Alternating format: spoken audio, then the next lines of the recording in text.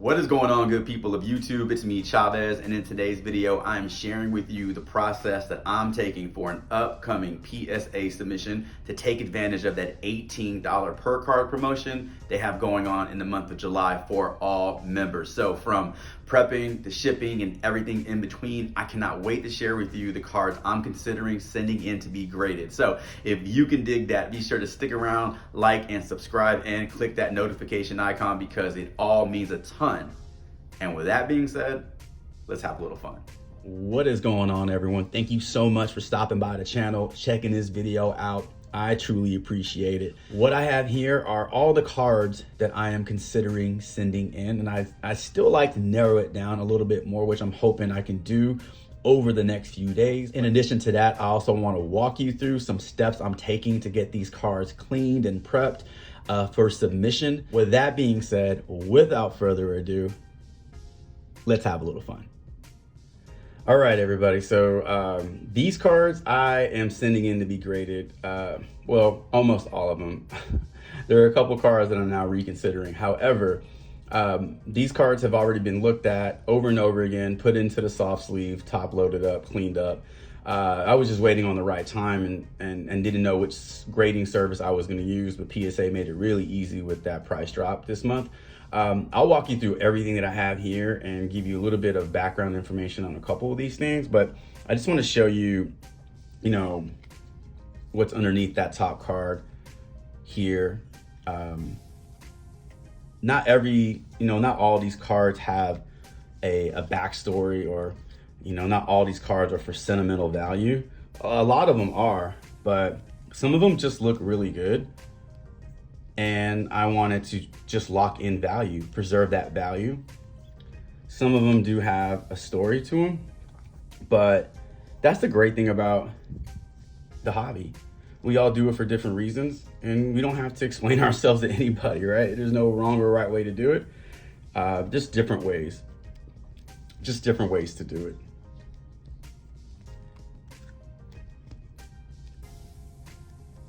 There you go. So I guess the one player that I'm like, oh, I don't know if I want to send these in is Desean Watson, for obvious reasons, right? I picked up these second-year cards of his a few months ago because his rookie cards are hella expensive, but his second-year cards are pretty affordable. My thought process was, once he was traded from Houston, because the writing was on the wall, he was not going to play another down in Houston. Wherever he did land, I wanted, I knew he was going to bounce back. He's a good, talented quarterback. And I just knew there's strong potential, high upside for Desean Watson in the NFL. So I wanted to just jump on, getting a few of his cards graded. Especially while the price of these second-year cards was a little depressed. But now I'm questioning it because I don't know how long he's going to be out, what his punishment is going to be. And if worst case scenario is he sits out the entire season, well, that's 2 years of his career that he sat out, 2 years of his prime just rotting away. Now I'm thinking, how good will he be when he comes back? It's a lot of rust to knock off, right? Rose Silver Select. I'm just a huge fan of Rose Namajunas. I love her. I love everything about her. So yeah, this is definitely sentimental for me. And this Kobe 1997 Skybox Z-Force. Huge Kobe fan, my favorite player of all time. Second-year card in his Lakers uniform. It just looks good. This is like what I said earlier. This card just looks really good. It's an old ass card that held up, and I want to lock in whatever value it has. And I'm also a huge Kobe fan, so it just makes sense to me. The other card that I am really excited about is this 1998 press pass of Peyton Manning in his Tennessee Volunteers uniform. It is a checklist, and the only thing I'm concerned about is the centering here. I don't know if that checklist is off center, from left to right, or if this was just the format they use, because you can see there's a lot of border left here and very little left on this side. Nonetheless, it's a 25-year-old card of Peyton Manning. That's pretty damn cool. So I'm excited about that one. Next, let's go through all the other cards that I have and the challenge of narrowing it down to a fair amount of cards.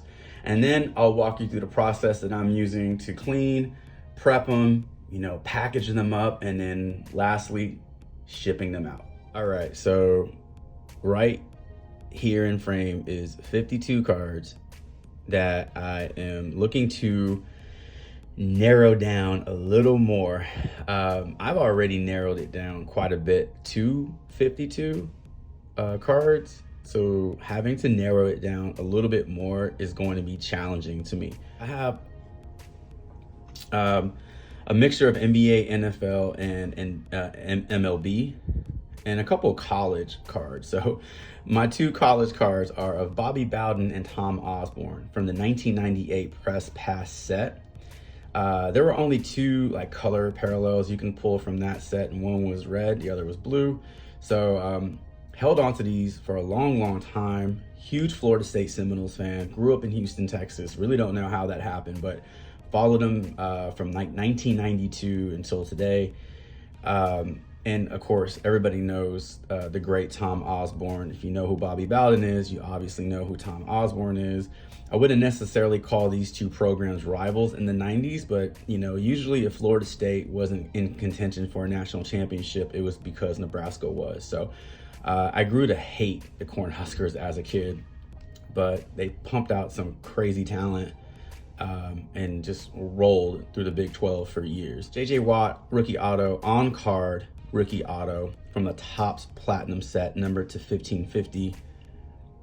Not as short of a print run as you want to see, but very cool card of a future Hall of Famer. And then I have this rookie duos from the 2001 Upper Deck set that was not kept in great condition over the years, unfortunately.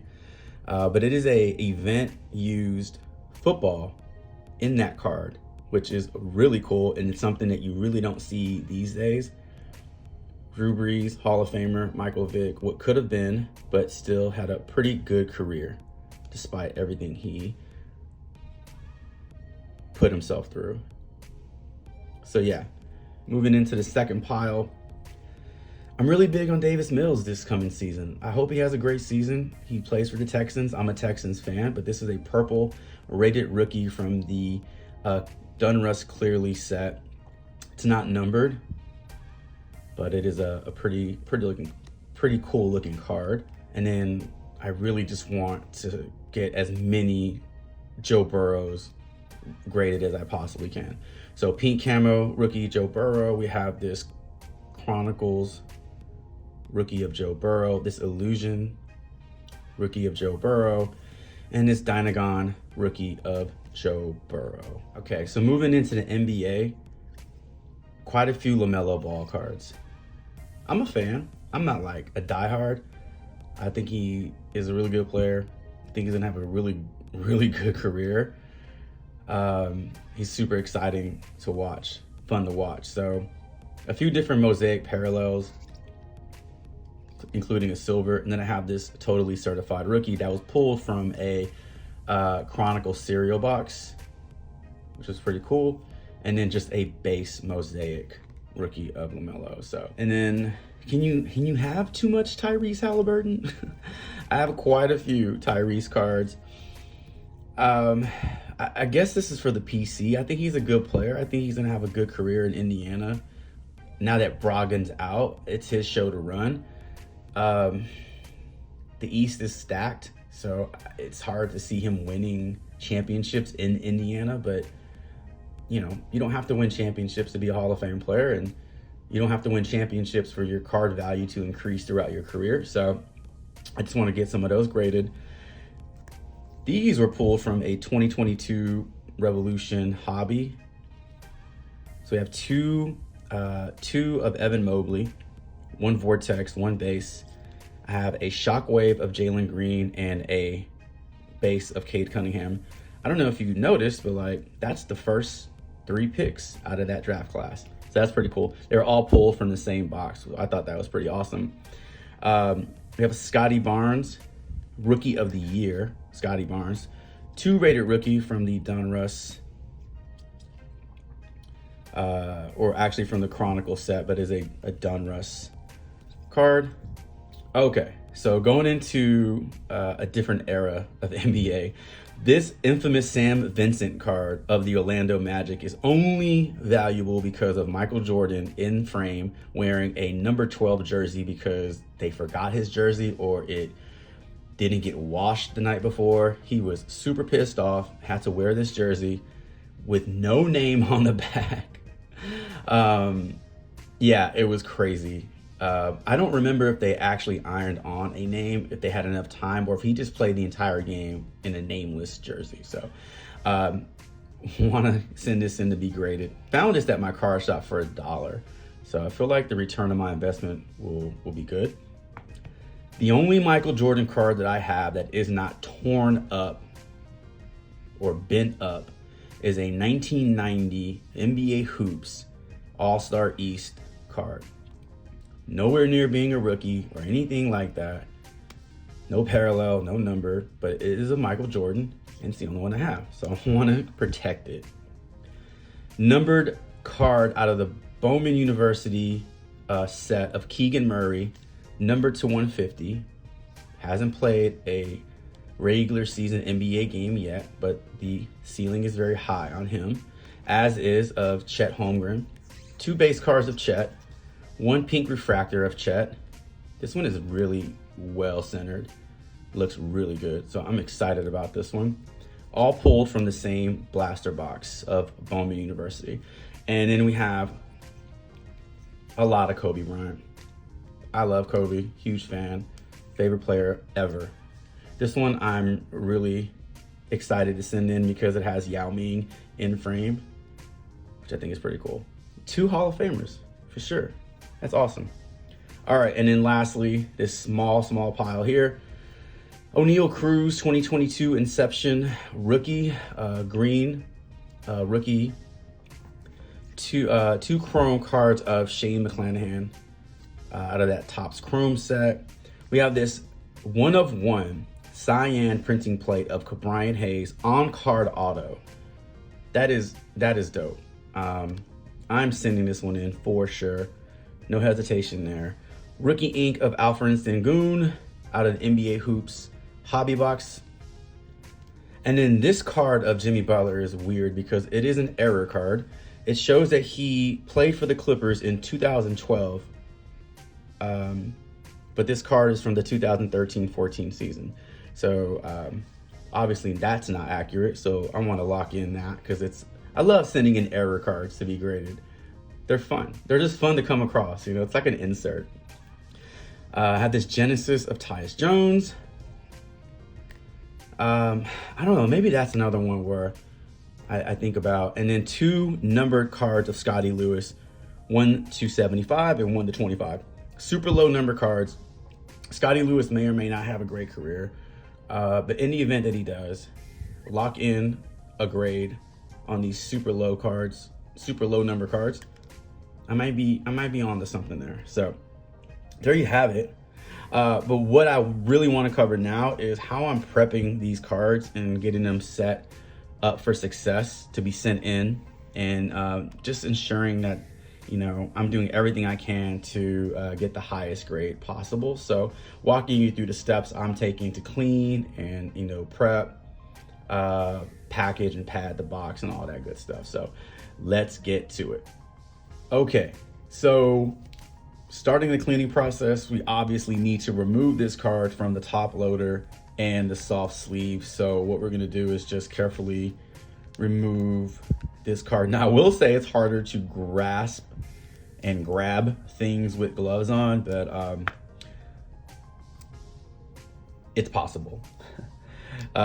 Once it's out the top loader, we want to carefully remove it from the soft sleeve. We can either do this by pulling from the top, or if we want to just be extra careful, we can push from the bottom and then remove. Once we have the card out of both top loader and soft sleeve, we want to start applying the wipe down method here. So what we're doing is placing the card flat, face up on the paper towel, we want to use that near corner to hold that card in place while folding the far corner over and gently wiping the surface. That is really all we're doing here, is gently wiping the surface. I'm going to hold the opposite side and repeat on the other side of the card. That's it. That is the whole process. Now, where it gets very time consuming is when you have to do this, 50, 60 times, depending on how big your submission is. But to me, it's a necessary step when sending in your cards to get graded. You can also do this for the back of your card as well. But for the sake of this video, we're only going to focus on the front of this card. So once the card has been cleaned, you're happy with the surface, we want to place back in the soft sleeve carefully. And instead of placing it back in the top loader, we are going to place this into a semi-ridge holder. So I prefer placing my cards in a semi-ridge versus a top loader when sending them in to be graded, because they take up less room in the box and they weigh less. So in terms of shipping, paying for shipping, it's just more cost friendly. Before we slide that card all the way to the bottom, we want to use those post-it tabs that I mentioned earlier and place one on the front right at the top of that sleeve and press down. So the reason I like to use these post-it tabs is really just to make the grader's job easier. When my cards arrive, I want them to be able to access my cards quickly and easily. Keep in mind, these graders are touching and handling thousands of cards a day, digging into top loaders and everything like that. So the easier you can make their job, the better. So there you have it. My quick tips to clean and pack those cards into your loaders, getting them ready to be submitted. Next, let's walk through how I am packing up my box and all these cards and making sure that they meet all PSA requirements. Now we're going to sandwich these up, protect these cards before putting them into the box to be shipped out to be graded. So all you're gonna need is cardboard and rubber bands. I encourage you, if you have any intention on getting things graded throughout the year, hold on to boxes that come in boxes off Amazon or Target or wherever you're buying things. Hold on to a few boxes, break them down, store them, because you are going to need those boxes to ship cards out or use pieces of those boxes to protect your cards. So let me show you how I'm going to sandwich these cards up and protect these before we put them in a box. So using one of the random boxes that I saved throughout the year, I broke it down, cut it up. I cut two pieces off that are longer and wider than semi-ridge holders, and that is to ensure that these are not exposed on either of the four sides. So got my pieces in place, and now I'm going to show you what I mean. There's a little like border on each side, and that's what you want. You don't need anything too big, too wide. Now we're gonna take some rubber bands. I bought just a gigantic bag of rubber bands from Walgreens, all sizes, lengths in there. Depending on the submission size that you have, you're gonna need different size rubber bands. You don't wanna buy a bag or just buy a bunch of rubber bands that are the same size, because you may submit 15 cards one time, then you may submit 115 cards, and you need rubber bands that are going to be able to wrap around that card sandwich that you're making here. So this bag is pretty cool, has longer rubber bands which are good for this side, and it has those shorter stockier rubber bands that are good for the shorter sides on this. So there you have it. Now I'm going to walk you through the next step, which is how to package this up, how to prep your box, everything that needs to go into this box to be sent out to PSA to get graded. And hopefully we got some 9s and 10s, preferably 10s, coming our way. And hopefully it doesn't take 19 months to get these back. Let's go.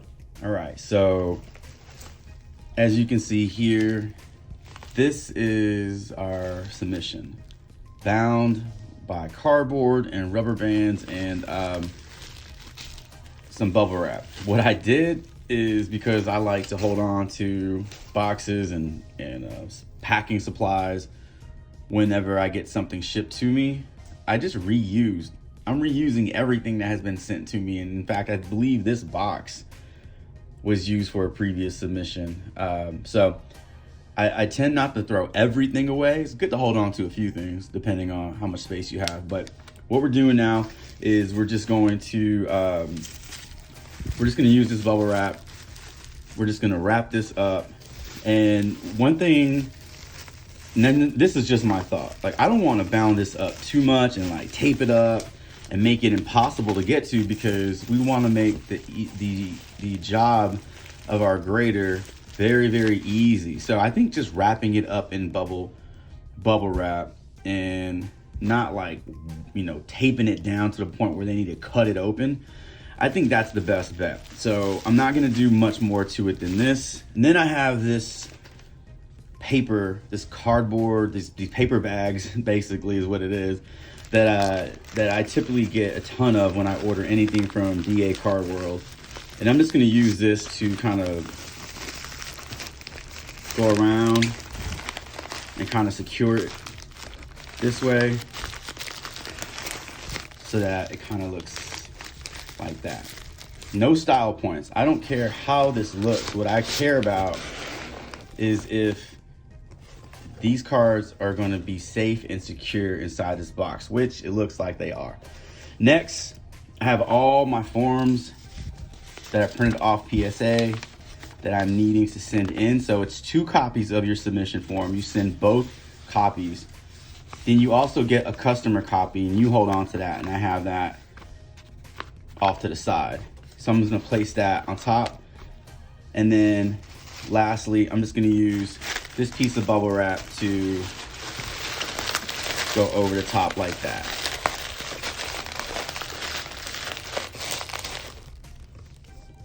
So there you go. It's nice, it's secure, it's packaged up. Now we're gonna tape this down. I'm gonna slap the label on it. I'm gonna slap my little barcode on it so that when they arrive, they scan this, they know exactly what's inside, and then they can get cracking on my submission.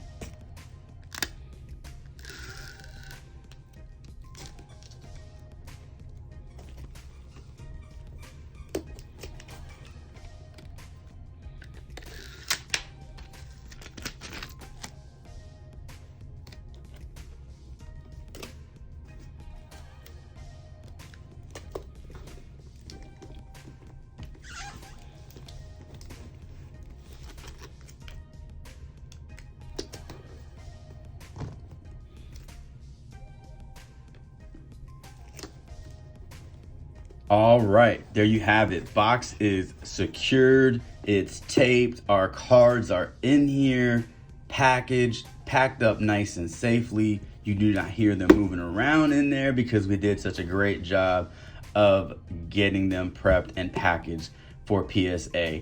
Label has been printed, slapped on the box. Barcode has been printed, cut out, and taped to the box. This barcode is super important. Do not forget to place this on the side of your box because this is what gets the process started. When this box arrives at PSA, they will scan this code. It is going to show them everything that is already inside this box. It needs to match what I submitted on the website when I was creating the submission. It just helps them get the job going. We want to make their job as easy as possible. One quick tip: if you are going to reuse a box from a previous shipment, make sure you remove all the old labels. Make sure there's nothing else on this box aside from the labels that are associated with your submission. I'm gonna go ahead and leave this label on the box because I like the message. Please do not drop my shit. Please handle my shit with care.